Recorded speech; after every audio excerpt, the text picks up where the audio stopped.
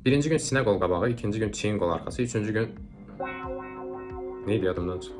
Bu məşq sistemi fəlakətdir dostlar. Əgər smart atlet olmaq istəyirsinizsə, özünüzü də yaxınlarınızda təcili bu bəladan xilas edin.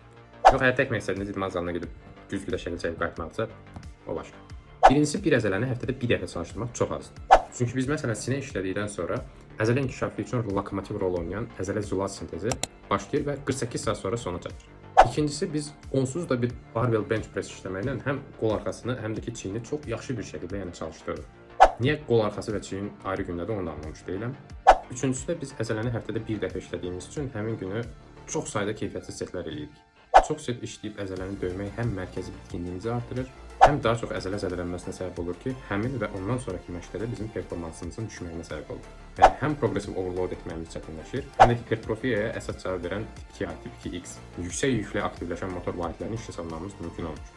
Bunun yerinə powerlifting tərzi həftədə 3 dəfə 4x8 squat, bench press və deadlift eləmək işləri yoluna qoymaq üçün yetərli adlardır.